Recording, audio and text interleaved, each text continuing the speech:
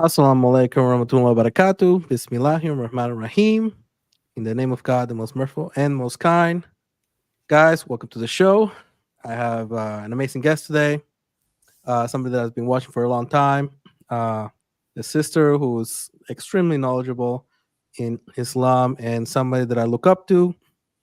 And I hope that my daughters, will resemble in the future. Uh, the Muslim mom. How are you doing today, sister? Assalamu alaikum. I'm good, brother. How are you? I'm doing good, doing good. So just tell us, I guess, a little bit about yourself, about I guess your origin story, so to speak, about your experience, how you became a Muslim. I don't know if you were born a Muslim or so on. So just a little bit about yourself. Yeah, I am a born Muslim. I'm a Pakistani Muslim. I grew up in Scotland, and most of my life was pretty normal. I mean, my parents are obviously practicing Muslims. My grandparents, my great grandfather came over to Britain after the war, so we've been here for quite some time. But my parents were never. They were practicing Muslims, but I would never see them pray during the day. Like now that I'm a mom, I see the difference. But it was always my gran. My gran was always the one that would get up in the morning, open her Quran. She'd always be banging on about reading Salah, and it was always like they were never told about what it meant or why was it important. So you just go through life. You go through life fearing Allah, so not doing haram because Allah is there, but not really knowing much about the faith. And then it's not till quite a while later until I had my daughters and me and my husband got married and we had our daughters that we really looked at ourselves and looked at what do we want to teach them. And that's when we looked more into Islam. I mean, I was always praying, always done Ramadan, I was always there, but I never compared to now, like wearing the hijab and reading all my five salahs, alhamdulillah. I mean, everybody should, but back then I wasn't always.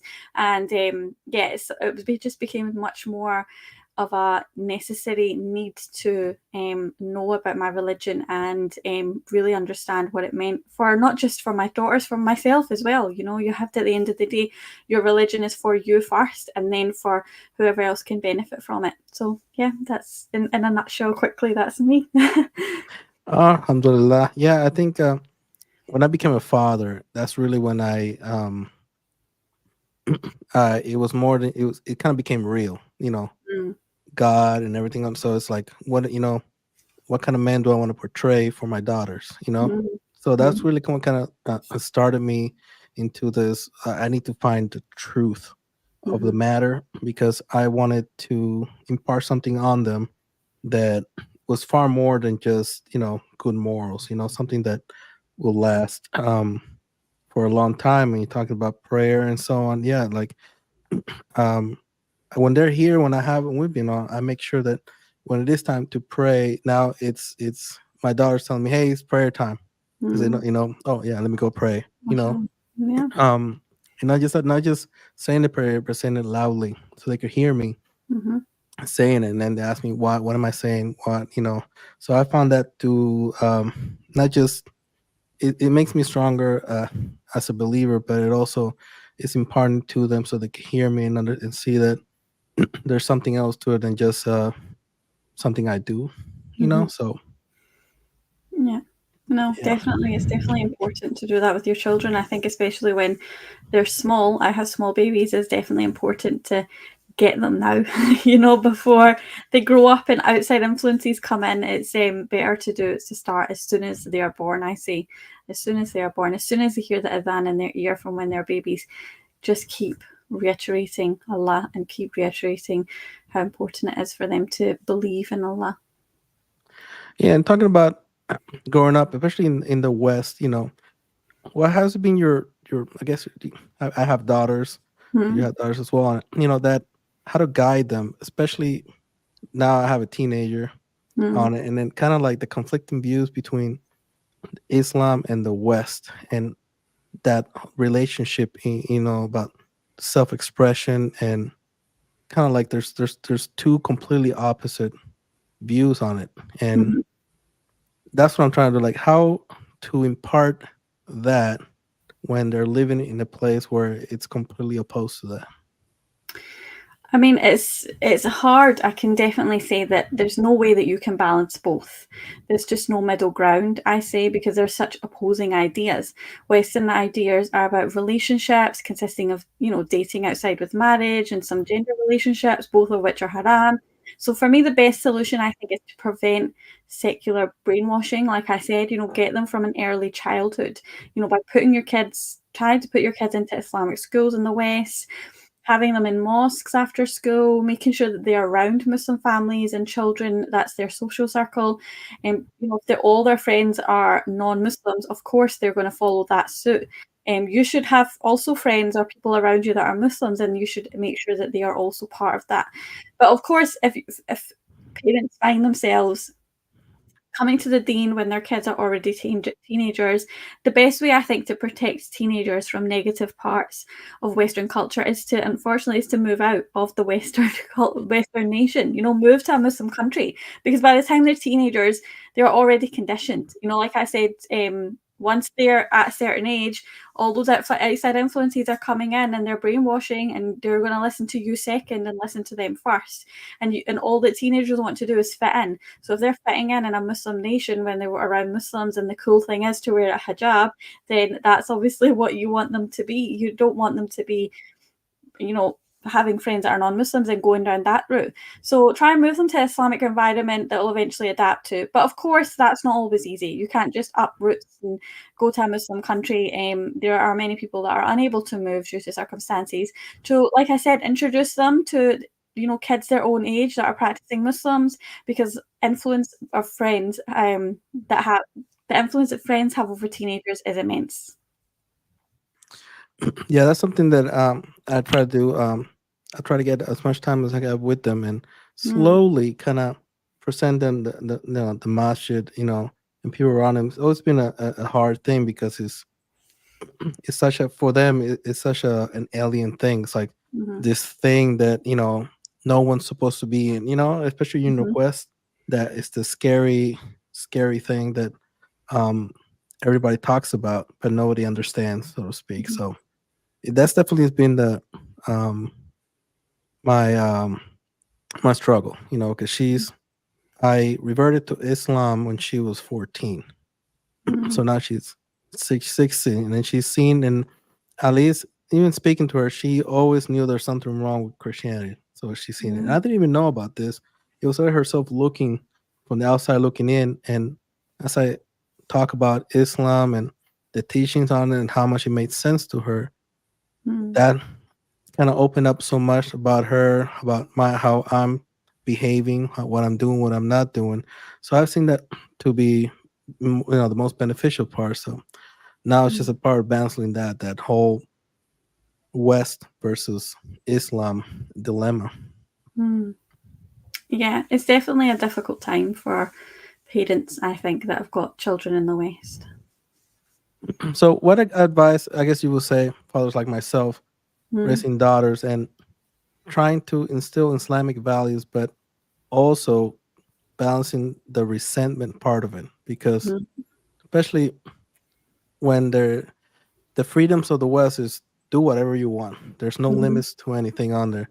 Plus, but then I come in with, you know, actual limits to things mhm. on there, and then so balancing that rebellion and resentment, how would you what kind of advice would you have, something like that? First of all, it's all about leading by example. And I know you've probably heard this many times, but everything that you want for them, you must embody, because children learn via osmosis, meaning, they copy what you do.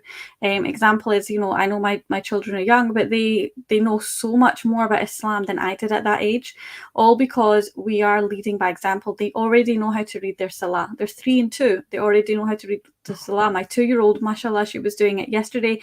And I was reading my salah, and I could watch her doing every action correctly. And, they learn so quickly at that age, especially. But even as teenagers, if she sees you doing your salah every single time, eventually it might come into her the guilt. The guilt will come in. My dad is reading his salah. Why am I not reading my salah? I should be reading my salah.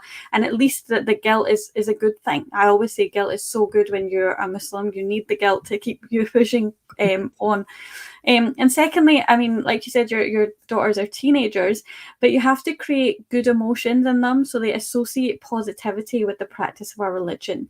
Like I said, for me growing up, it was always about the fear. And I think sometimes that's what kept me back. But if you're creating good emotions, you're telling them how much God loves them, telling them how much Allah loves them, telling them.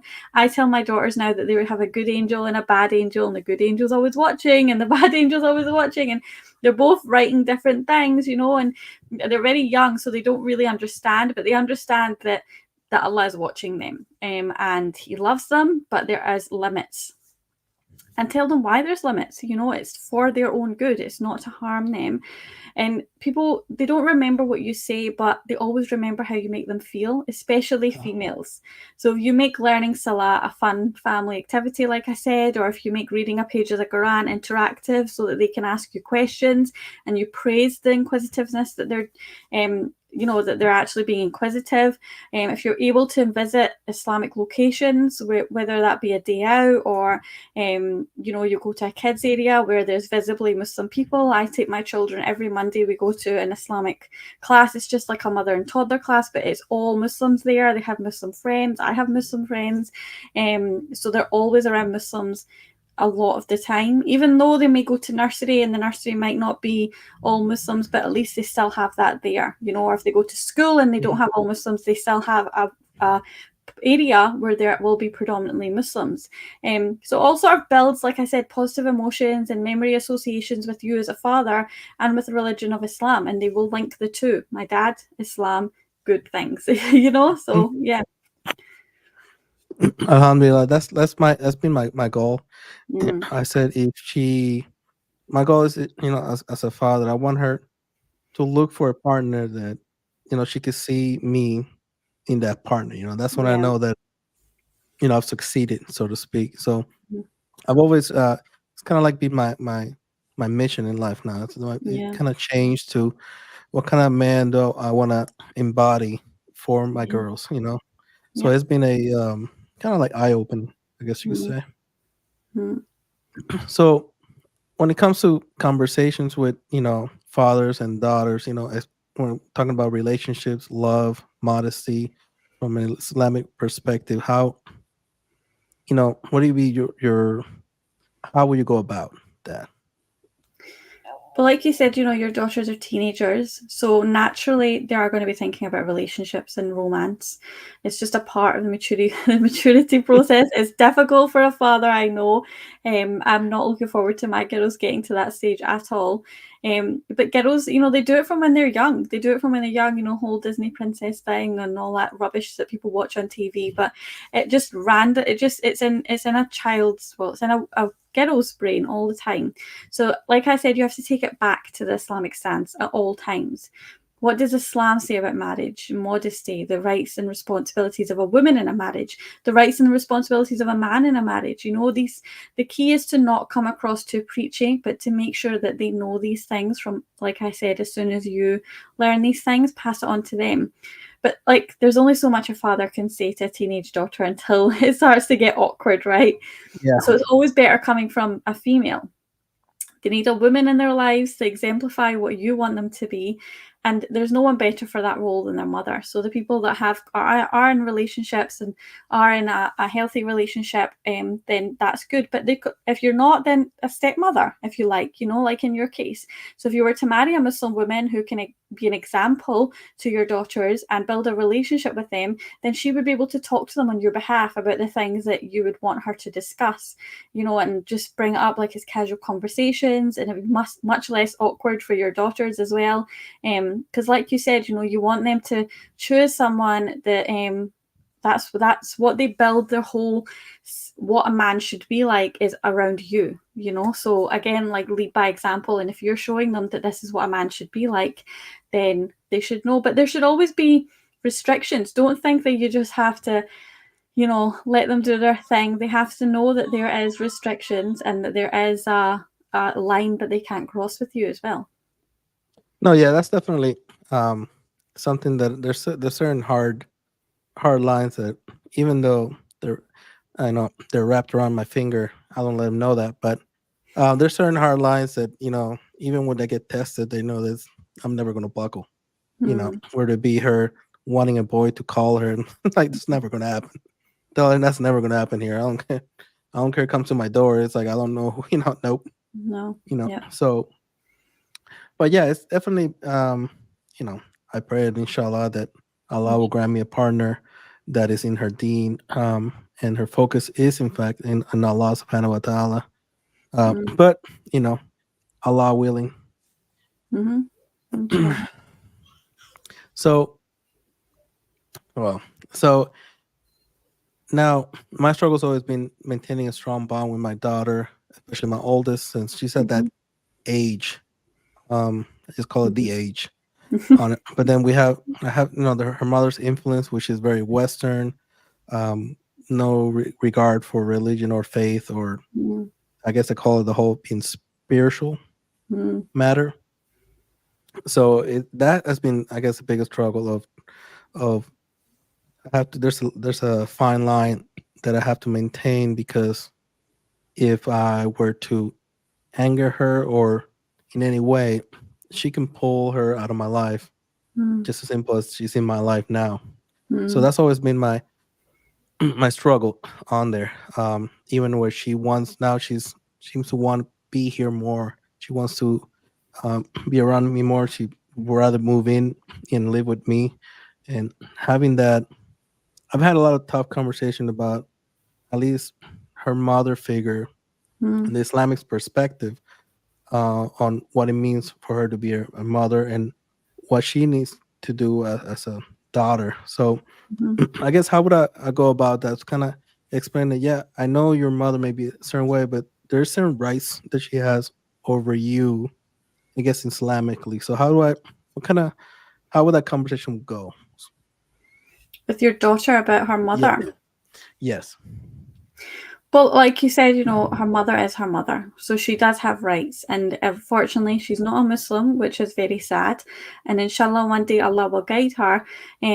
But that is, your daughter must respect her mum. Even if she doesn't think that her mum is doing the right things, like just because she's her daughter doesn't mean that she can't guide her. Doesn't mean that she can't, tell her when she's doing wrong. I mean, like I said, my daughters tell me when I'm doing wrong as well, because we obviously reiterate things to them. I mean, I'm potty training my child right now, and if we're out somewhere and I don't have anywhere to go to take her to the bathroom, I tell her to, just pee in her nappy, and she'll like, nope, that's naughty, mom, we can't do that. And I'm like, damn it, you're right, let's find the toilet.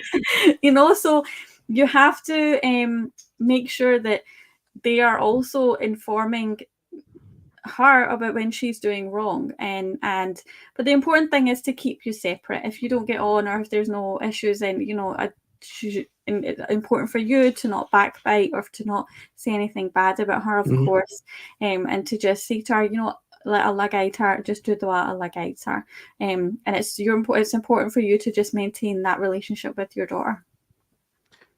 Yeah, alhamdulillah. That's I've been trying. Yeah, that's what I've been trying to instill on her. That I even tell her, just because she believes what she believes doesn't mean that you need to believe that as well. Whatever she does doesn't necessarily mean you have to be there. So Mm, I've always tried to keep her in mind, understanding that that's her mother. Um, God gave her to you. mhm, That's what God gave you, and just for a reason. mhm. So it's a struggle. I told her, hey, maybe that's just a test. It's just a test in life. Yeah. So, uh, Mhm. so, but yeah, talking about marriages. Let's Yeah. talk. So man, and it didn't, it didn't really matter too much to me until I became a Muslim. Mm, Um, Especially with daughters, and mhm, because if you were just living as a Western lifestyle, I could date endlessly, mhm, especially as a Christian. Who cares? Doesn't matter. Nothing matters on there. But now it's like part of me, now it's like understanding, no, it has to be. It's very important about what I do, who I bring to my house, who I have around my kids, who I have around myself mm, on there. So considering remarriage, ensuring the relationship is rooted in Islamic principles, while also considering emotional needs for the children from a previous marriage, mhm, how to go about not just finding but ensuring that those needs are met. mhm. Well, firstly, like I said, you need to you should marry a practicing Muslim. You know, a practicing Muslim woman, especially if you're starting over again. You know, attend your local masjid regularly, become familiar with the brothers there, and eventually consult them on marriage options that they may know about. And the best option for you as a father is to marry a woman without children. You'd want your new wife to build a relationship with your own children. You know, the reality is, if she already has kids, then she'll find it more challenging to connect with your kids because she's got her own to look after. Plus, you will indirectly have to deal with the father of those kids in some capacity, and on top of that, you will be seeing her kids more than you'll see your own kids, and that might actually then alienate your own children somewhat. So it's just very messy if she already has children. So I think if you want to put your kids first, and especially if they don't live with you, you know, marry a practicing Muslim woman that has no children, and make sure that you still see your children as you did before you were married. So it's good that it's good that your new wife spends time with them, but they still equally spend the same amount of time with you as they did before you got married. Okay. Let's say inshallah, you Yes. know, Allah grants me this, what do you think about approaching or introducing potentially new wife into the mix within my children in a Yeah. way that kind of like they can see it fosters understanding and acceptance?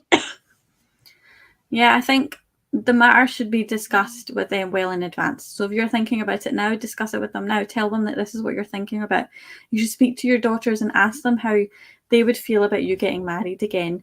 You know, tell them why on a religious level it's important to you and that you'd want them to be a part of it. You know, you're an adult, you're their father, but again, you are the head of the household. So what you say is final is final. You don't have to be a dictator about it, but be sure in your decision. And if there are doubts on your children's part, then assure them that you love them the same way that you always have, and that your relationship with them is a priority and can never be affected. But this could also be additionally, this could be beneficial for them too. If you find, inshallah, a good practicing Muslim woman, that they could also benefit from that as well. Okay. I guess, and this kind of, I guess, touches a little bit on personal, of course, but you know, how about dealing with past betrayals, about being Mm. hurt, and how ensuring that that hurt doesn't get transferred into a new relationship, I guess you could say, Mm. Islamically. Yeah. Again, I think, Islam does gives direct guidance on what type of woman that a man should marry. You know, religious dedication, like I said, being the number one objective. But in terms of heart or trusting someone when moving forward, only time will heal that. You know, before you marry your new wife, you have to sort of backward engineer your previous failed relationship.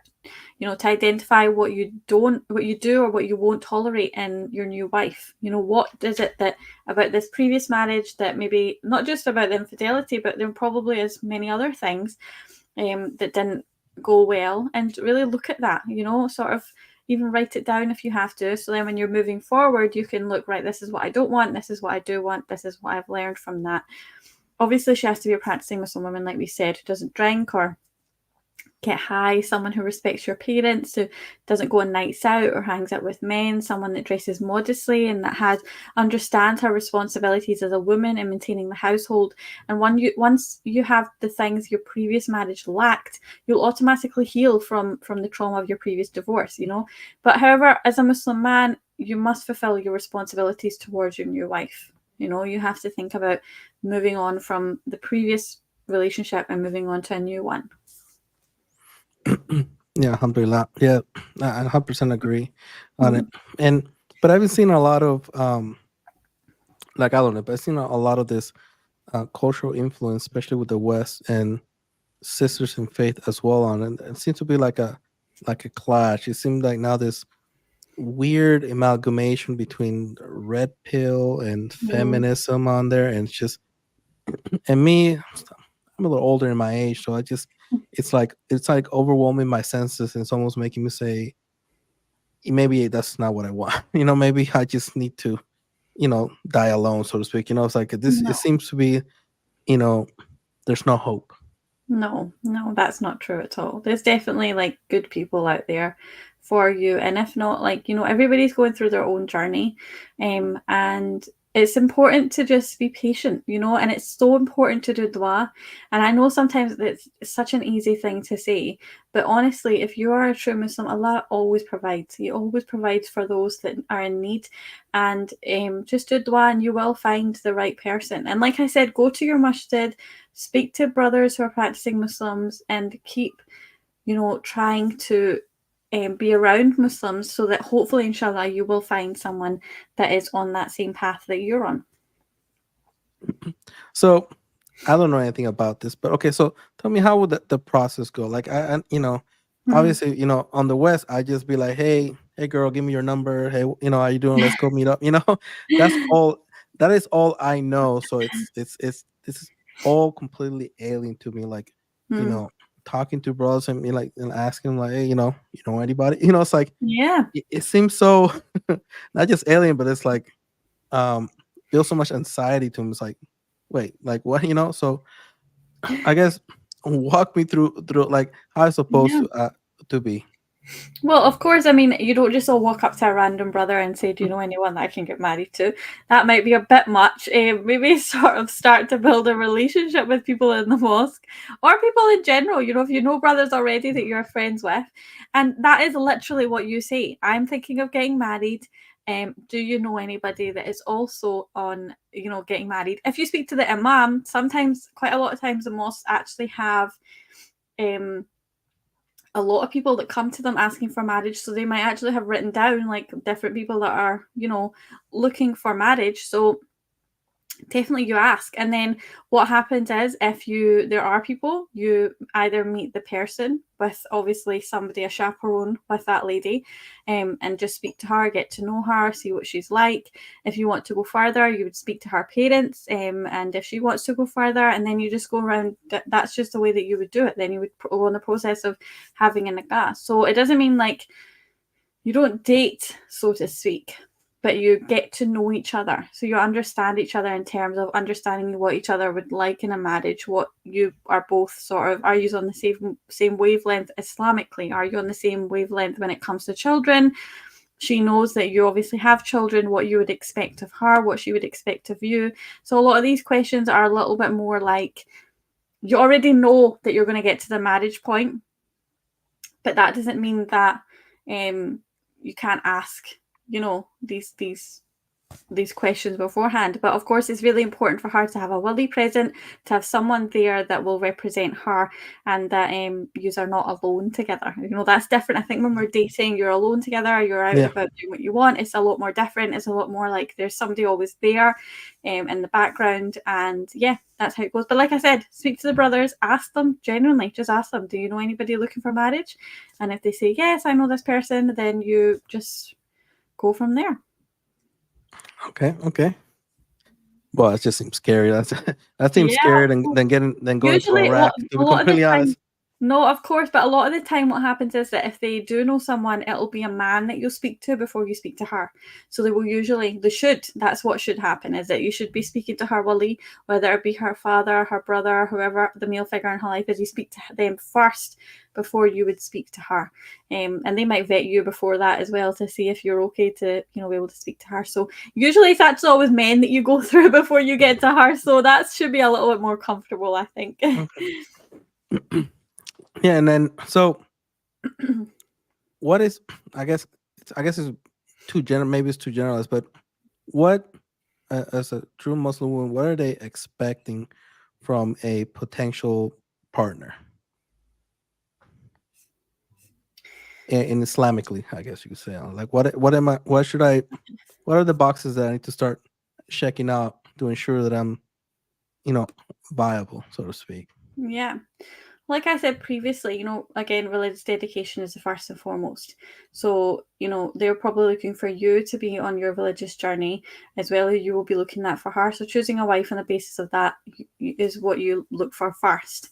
Deen is the most important. But in your scenario, you want to look for the polar opposite of your ex-wife.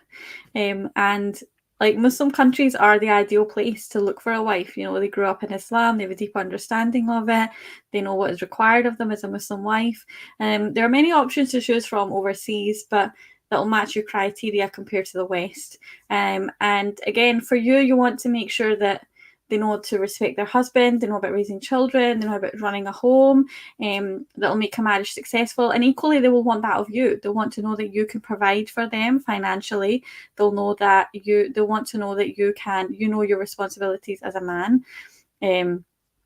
And that you will look after them. Mainly, that is what a wife wants, and what an Islamic wife wants. What a man that is on his deen, and the man that will provide for her and her family, and relieve any stress in that department. That is sort of the main things that you should look for. But there are, if you do some research, you will find that there are outlines of what the roles and responsibilities of a Muslim man and a Muslim woman in a marriage is. I would definitely read that before.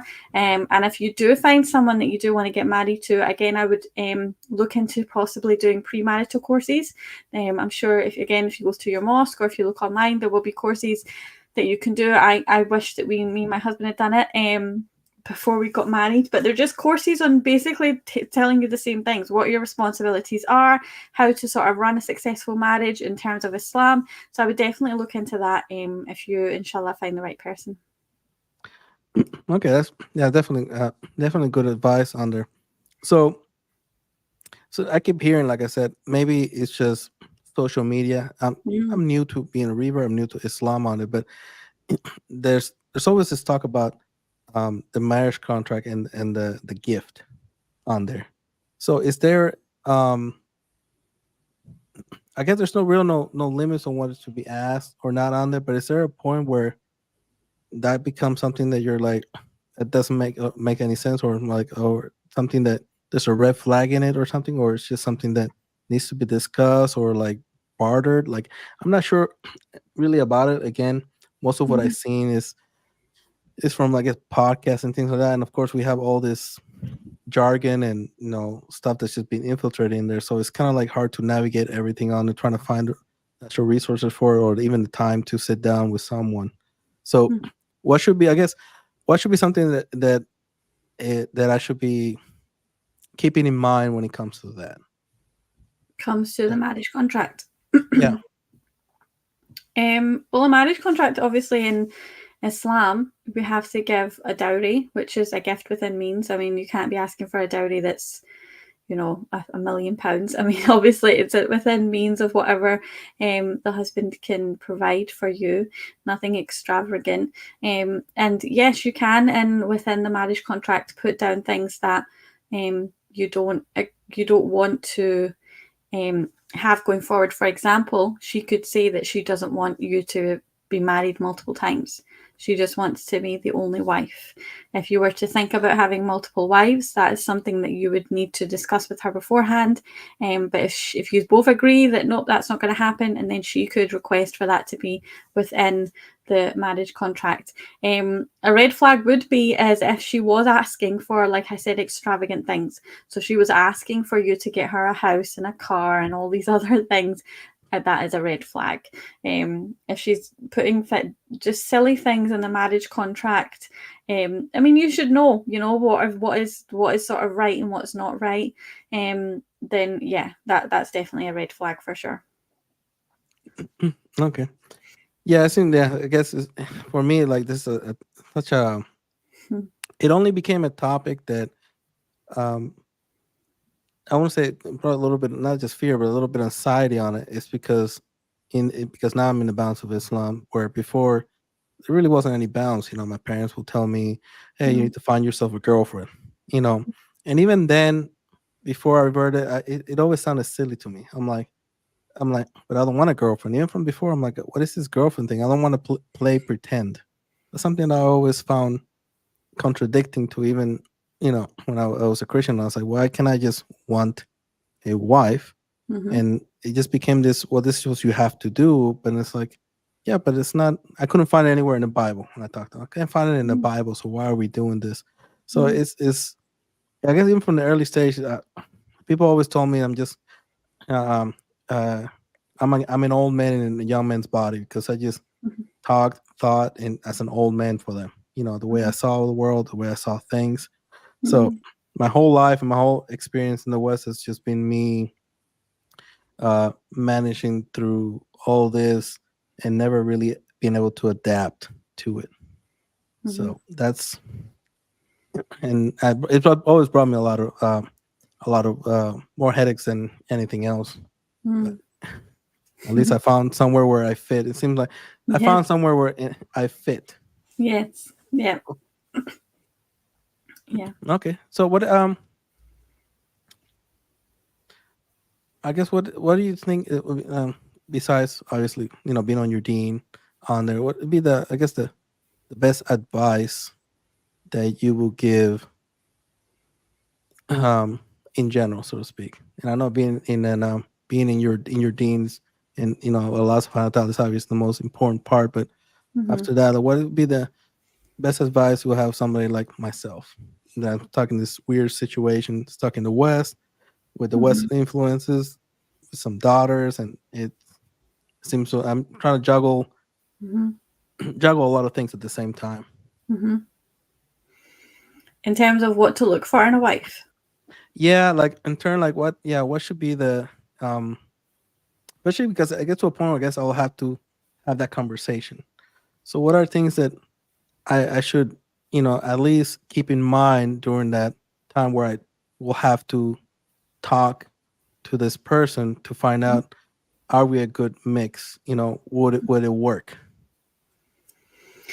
Yeah, I think well, in terms of this, what the most important thing is to, like I said, you're talking about just general things like children. So, does she want to have children? What kind of children does she want to have? How many does she want to have? She already knows that you've got children. Do you want to have more children? Things like the home. Will she be living with? Are you living with your parents or not with your parents? Is she okay with how you're living? How much she wants to see her own family? Day-to-day running of the house as well sometimes is very important to say. What kind of role you want her to be in your children's lives, and if you want her to be quite an impactful person in your children's lives, that's important as well. So I think things like that are important, but whatever sort of, you have to look, like I said, at your previous relationship and what sort of went wrong there and what you maybe were put off by or what you didn't want. But if I'm honest, like I know we keep coming back to Islam, but if she is on her deen, then everything else should fall into place because she should be following the rules. I mean, obviously you've got red flags, like if she is drinking alcohol, if she is going out on a night out, or she's partying, or she's even going out with her family and friends late at night and not coming back and going out every single night, then there's certain things that you would want to know what she's like. If she has a job, that's great, but she has to know that she has a job, but she has responsibilities at home. You could have that discussion. Maybe you both work, but you both share the responsibilities at home somewhat. You take out the trash, she does the hoover, little things like that. Yeah, But yeah, like I said, it really depends on the person's character as well. You'll know by whether you sort of gel on that basis. And if she's a woman's woman, I think in the West just now, a lot of women are becoming men, and not actually physically, I'm talking about no, mentally. I know. Yeah, I know what you're talking about. Yeah. They're becoming sort of quite manly, and they want to be the ones that are the breadwinners, and they are the ones that don't want to be like in the house, and they want to be going out with their friends, and they want to be telling the man what they're going to be doing at the weekend. And I actually saw this meme thing that came up. I hate them, but I just saw this and it made me laugh the other day, where it was the woman was saying to the man, I'm going to go out, do you want to come with me? And he was going, I don't know, do you want me to come with you? And she was like, I don't know. And they were having this conversation, and she was basically trying to say to him, yeah, I want you to come with me. But he was saying, well, what is it you want? And he was almost like the child that didn't have his own mind, and she was like the dictator that was telling him, I want you to come out with me, and I want you, even though you don't want to come, I want you to just stand there and be with me while I shop, so that I want you to hold my hand. And it was just like, oh my God, that's what society is like now. And you don't want a woman like that. You want a woman that respects you as a man, and that will be a follower. And I know people hate it when I say this, but I bet unfortunately, women there's tables being women were flipped built right now after that comment. yeah, Women were built to follow and men were built to lead. And that doesn't mean she doesn't have, you don't respect her and you don't give her rights and she doesn't have a say. That's not what it means. It just means that he will tell you where to go. Women don't want to be the ones that have to make all the big decisions. We just want to follow and we just want to be doing our thing. And we want the men to have the headache of all those big decisions. So, yeah, that's what you want to look for in a wife, I would say. Yeah, I've seen that a lot, especially in one of the things that we always butted heads with I butted heads with my ex and always had so many problems with and I've seen that a lot. And even as I went through, because I mean I just became a revert not long ago, but that was the biggest problem. It's like everywhere I turned, it felt like I was talking to another man. You know what I Mm, mean? It's something that just completely just it always put me off. And seeing that it has also it's it's everywhere now on it, so it has become a thing where it's like it's like would I be able to find someone that is not like that anymore, that yeah.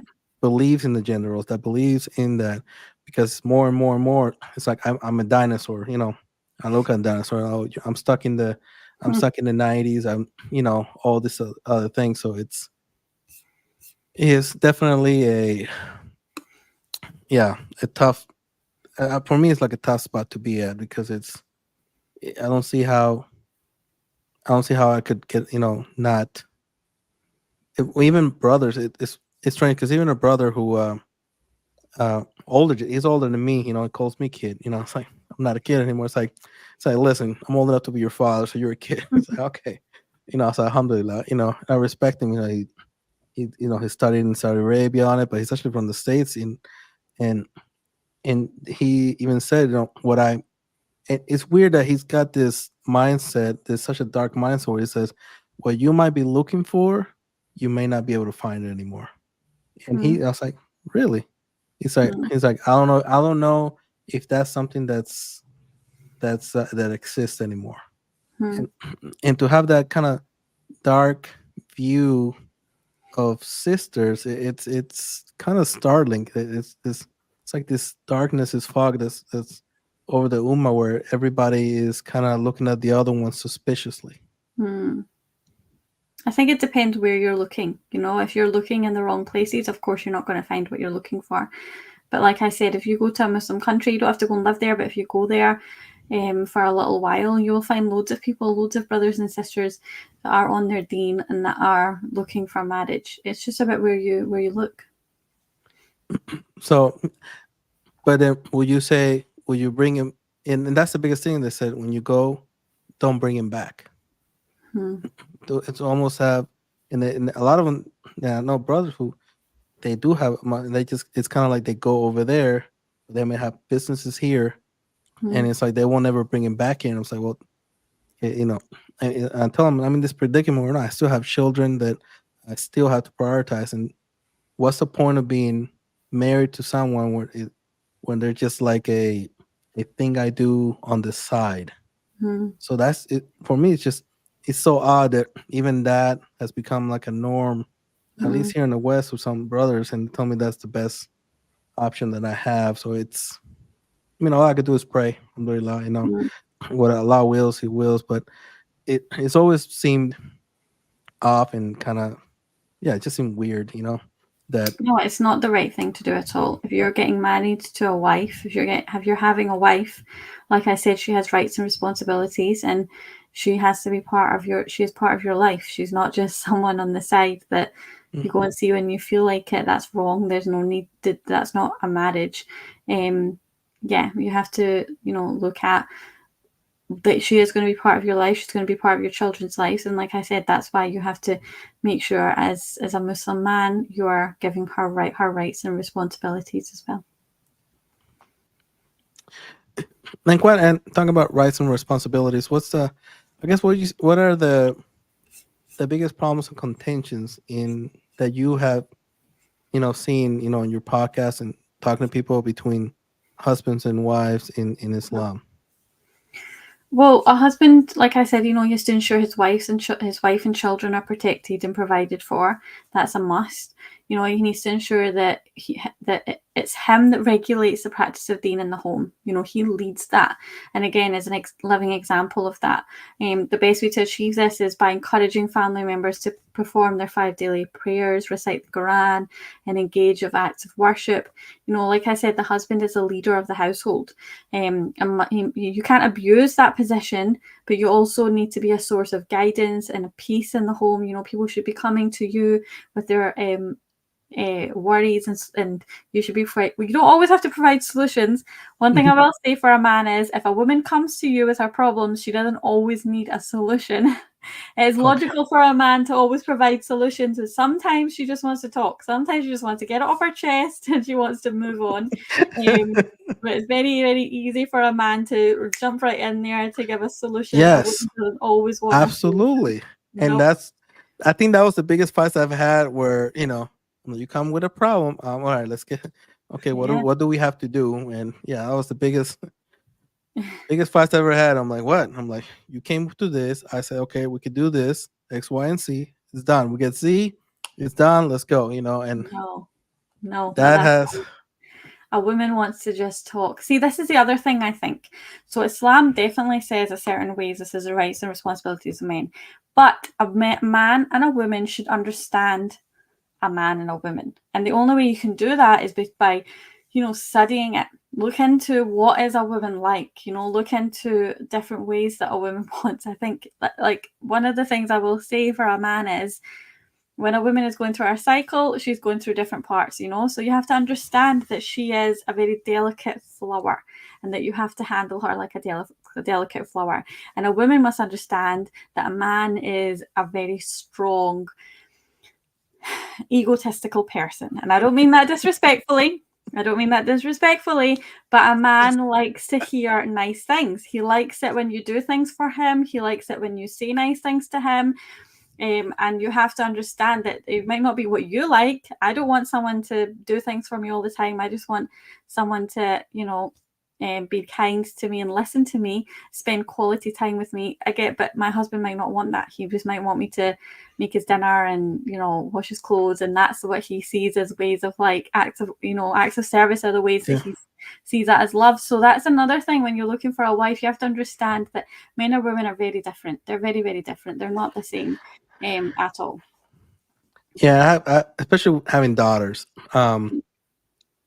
Like, alhamdulillah, my oldest daughter, she has been the biggest influence in the way my emotions have, changed throughout this time on her. It was never my ex. I think it's because of her character on it, but that she definitely has brought a softness out of me that I didn't have before. And yeah, I've seen that delicate part of her, like, that, that just, her look, how she sees things, how she talks, so yeah, all the it has been like a wild ride, seen from a toddler to a teenager Mm, and now a young woman. So it has definitely made me appreciate my role as a father, and trying to balance that part of me where I can't always be that, rough part. Like, growing when we first, when, as she was growing up, she will always ask me, daddy, daddy, what's wrong? I'm like, what are you talking? Everything's wrong. They say, well, you always look mad. I'm like, I always look that's mad. What are you just the talking way about? that a man looks. So yeah, Yeah, my daughter says the and same to my husband. You look angry. yeah, He's just this is and thinking face. yeah, and I'm just, this is just my face, on there, saying, she's like, I never seen you cry that. I'm like, why do I need to cry? Like, Mm, and as the evolved, it's just turning to now, even when she called me, she just wanted to hear my voice. Um, and I talked to her. She says, "It's, oh, you sound happy." I'm like, well, I wouldn't be happy. You're calling me. I'm like, what are you? yeah. No, no, but it's different. She tells me that a lot. Like, it's, you're different. But in a good way. Mm, You're different. So it's been it's definitely been a wild ride. mm. It's good for your daughters to know, like I said, what a man should be like. I feel really bad for daughters and sons that don't have a father figure in their life, because just as much people think, the mother is so important in the child's life. Yes, they are, but it gets to a point, especially when the child gets to 7, 8, 9, that the mother's role sort of dwindles a little bit. They can eat for themselves, they can go to the bathroom, they can change themselves, all those things that the mother did, they can do themselves. That's a lot of the time, that is when the father will come in, and it will be to toughen the child up and to, encourage the child and to have those difficult conversations. And I mean, even from a young age, they need their fathers from the very get go just as much as they need their mothers. And especially daughters, like I said, that is, you are who they will build their mind on, who is the perfect man to get married to, and they will be like someone that is like my dad, and that's what you want. And inshallah, they do find someone that embodies all of your good traits. Yeah, and it's a scary thing when that has that is something that that's asked of me from a lot. Like what I embody is what she'll see Mm-hmm. as her partner. So it's I won't say scary, but it's nerve wracking. It's like what am I what am I doing? What am I not doing? What am I failing Mm-hmm. to do? If I do I encourage her enough? Do I love her enough? You know, but also am I scolding her too much? It's just being a very A um tough job. yeah, it's a very tough thing that it's like you're always walking on a tight rope on it, Mm. and if you fall from it, bad things happen. Can No. happen. Yeah, So but yeah, I mean, we're humans, and I think sometimes it's important for our children to know that we're not superhumans. We are just humans. We will make mistakes. You have conversations with them. Like there'll be times where like I've told my daughter off, maybe because I'm stressed about something else. She's talking to me, talking to me, talking to me, and I'll just snap at her. Later on, even though she's only 3, she knows. Later on, I'll sit her down. I'll explain why I snapped at her, and I'll apologize. She's 3 years old, but I was in the wrong. It's important for me to apologize and to explain to her I was doing something. You were on this, and I'm sorry. I lost my temper, and it's never bad thing. Like my mom and dad never did that. They never sat us down. They never yeah. apologized for anything. If we got told off, if we got scolded, shall we say, we never, there was never an explanation. There was never an explanation. And a lot of the time my mom and dad were not in a happy marriage at all. And I know that a lot of the time now, growing up, having conversations with my mum, that a lot of the time it had nothing to do with us, and it was to do with them. And instead of them taking it on each other, they took it out on us sometimes. And that does scar a child. So it's very important to admit when you're wrong and to sit back and go, do you know what, that was wrong of me to do that. I said a bad word, or I did a bad thing, or I missed a salah. That was wrong, and admit your mistakes, because then they will see you as a human and not as some superhuman that you need to be. That's so funny. Yeah, because I mean, my parents, their next year will be their 50th years being married Wow, together. mashallah. Yeah, 50 years, and they're 70 right now. Mm, They're 70 years old, and yes, they one of the things they said is, yeah, it hasn't been, you know, he said it hasn't been butterflies, and rainbows every day. It's like for the most part, it's just been a struggle, mm, living, the struggles of poverty and trying to give us a better life, and raising 3 boys. My mom raised 3 boys, mm. and we like to think that we were saints while growing up. I still think, my mom, she's like, you guys were far from saints. Okay. Yeah. I'm just happy you guys, 3 guys not locked up in jail. It's like, well, we're not that bad. But yeah, and seeing and now how their marriage probably now stronger than ever before. She's like, Mm. because they survived the onslaught of having three Yeah. boys growing up, and it's like now, and she said now we could be best friends. It's like we could be Mm. best friends now. We're here for each other. And it's like best times on. But she told me, it's like there was just moments when we didn't want anything to do with each other at all. Mm. We wouldn't want absolutely nothing to do with each other. Mm. But we came together. We came back together and worked things out, finding the common ground, Yeah. and that's how we develop this. And there were Christians, that they have this position that there is a God greater than them, and then God has given them a role that they have Mhm. to fulfill no matter what. Mhm. So I think that was one of the probably like the strongest thing they've ever taught me was Mm. not just a fear of God, but also how instrumental it is to have that as your center, Mm. your moral compass, so to speak. Mm. But being leaving that for so long and trying to do everything by myself with letting the secular world dictate me Mhm. what I should be in the world, I think that's what led to the most problems I had, what led to my second divorce. So, Mm. Mm. but yeah, but yeah, Citra, this has been a great conversation on there. Yes, but it was. I had, you know, it gave me a lot to think about, gave me a Mhm. lot of things to really to ponder on, and I've learned so much from you. I still learn from you and all your videos we talk about, and you're just so well spoken. You're so on your dean. You know so much, and I'm like, oh man, it's like, so it's like and that just gives me hope. It's like, man, I can only hope that my daughter gets like 10% of that. Alhamdulillah, that's somebody like so strong, not just strong in character, but strong in faith as well. So Mm. it does give me hope, and I'm like, something to look at to know, what I want my daughter to look like. Yeah, no, inshallah. I mean, I will definitely do dua for you and your daughters, and inshallah, you find the person that you're looking for, and that your daughters will emulate a good practicing Muslim. But go easy on them; they're still young, Yeah, obviously. But I will definitely do dua for them. And thank you so much for having me on. I really enjoyed this, and it yeah. has made me look at it at myself as well. And some parts we're not perfect. Everybody makes mistakes. So thank you for having me on. No, thank you, and I thank your family for allowing it this time as well. And I make dua for you and all my brothers and sisters out there. And thank you for your content. Thank you for your contribution to the ummah. And then hopefully, inshallah, maybe we'll do this in the future sometime again. Yes, inshallah. No, definitely. Thank you so much for having me on. Assalamu alaikum. Alhamdulillah. Wa alaikum salam. Thank you, sister. Well, guys, thank you guys for being here. I hope you guys hope this was a very good conversation. I hope you guys enjoyed it. Having another guest. I hope you guys got something out of it. Alhamdulillah, and of course, support the sister, the Muslim mom.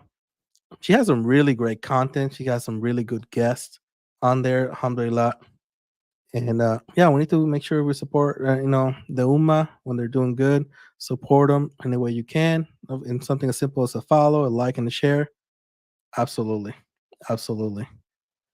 So, yeah, I hope this was good on there.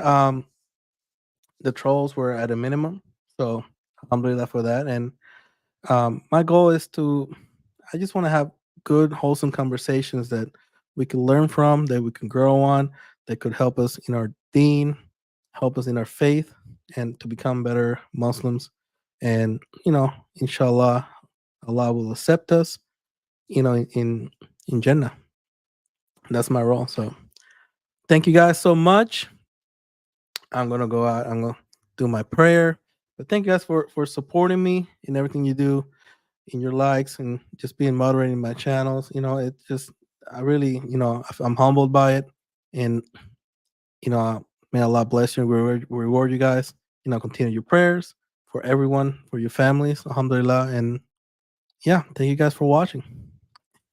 And until next time, assalamu alaikum warahmatullahi wabarakatuh. Peace.